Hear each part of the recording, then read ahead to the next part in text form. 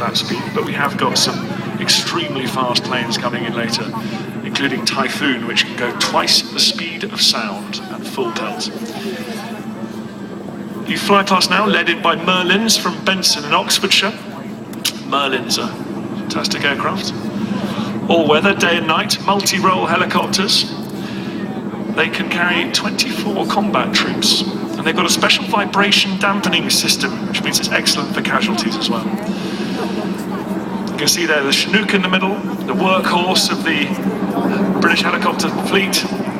We've got more Chinooks than anywhere apart from the USA. There's been absolute sterling work in Afghanistan, regularly inserting troops and taking away casualties in the most dangerous conditions.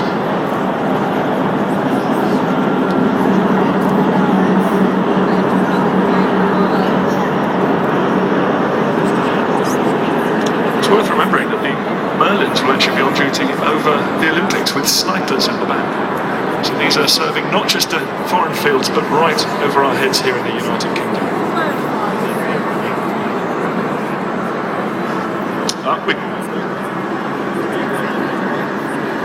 I can hear the rumble of the fixed-wing aircraft coming in now. They're led in, the fixed-wing aircraft are led in by the magnificent sight of the Lancaster bomber, the most famous and successful RAF heavy bomber from World War II.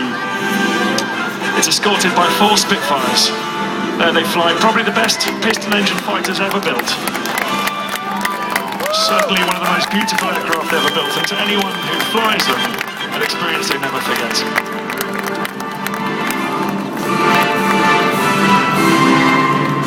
What a sight as they come over Windsor Castle.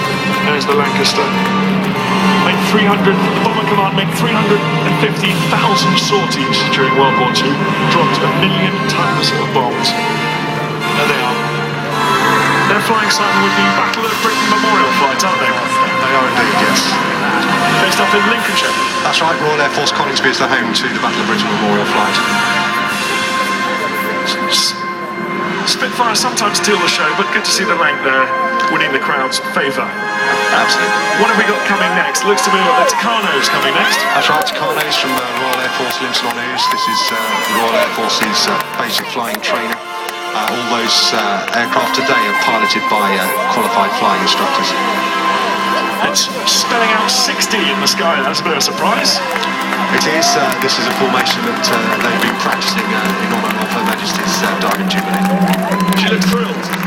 That's very impressive indeed. And of course we're getting a sense really of the progression, I suppose. We get the Tucanos in first, which are used as trainers, then we're getting something a little more spicy, which they've gone to after their initial training.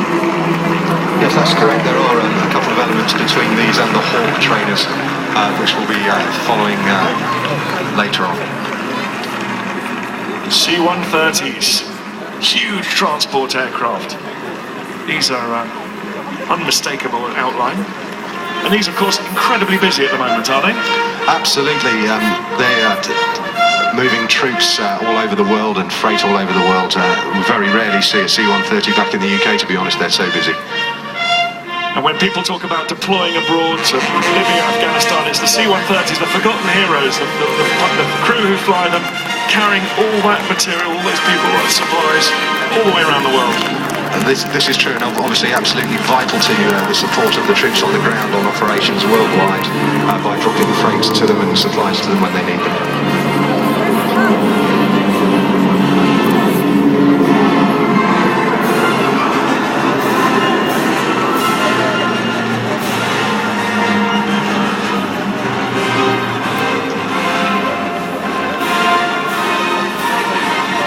I know you're getting very excited now, Simon. I know why, because you've served all around the world. You've served in Kosovo, Afghanistan, and often your favourite aircraft, surely, Tornadoes. Here we've got 2 Tornadoes accompanying a VC-10, and it's got its refuelling hose demonstrating it's actually a refuelling aircraft. What are those Tornadoes like to fly? Oh, they're absolutely incredible machines, to be honest. Again, another aircraft that delivers protection to the troops on the ground overseas, and it really is a magnificent machine. Because, of course, those Tornadoes we saw are the bombing version, so they carry out strikes, they carry weapons like Brimstone and Storm Shadow, to attack targets on the ground. Yeah, let's not forget as well that a good proportion of its duties out in Afghanistan is reconnaissance as well for counter roadside bomb work. Of course, a lot of these aircraft, including the helicopters, are used at the moment to spot IEDs, aren't they? Very important role. They are, and that is very, very important to help protect the troops on the ground. Right, the Hawks, these are the guys I was working with up in... What are they... is that ER? That is indeed an E2R. That's extraordinary, E2R. That's what they were practicing up in Valley when I was there. That's incredible, they pulled it off perfectly. Absolutely, as I say, the formation skills here are just everything really of what is a base pilot skill throughout the Royal Air Force. And let's not forget, there are also 3 Hawks from the Royal Navy involved in that formation as well. Her Majesty looks absolutely thrilled with that. That is something that not all of us can expect in our lives. And now what have we got here? This is the Red Arrows, the pupils' favourites. Here we are. Yes, the Red Arrows, and this is a special Diamond Jubilee formation that they're flying today, a 3-dimensional Diamond 9 in honour of Her Majesty's Diamond Jubilee. So this diamond formation is seen quite famously the smoke coming out of the back where diesel mixes with coloured dye.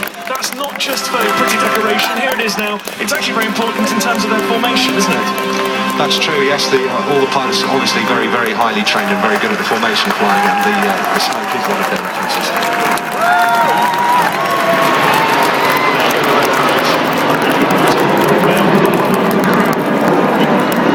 They've carried out thousands of displays in countries on every continent. No Flypast is complete without them. Absolutely. Well, Simon, the weather held off for us. In fact, we got everything we wanted. The E2R was the highlight, possibly. Yes, well,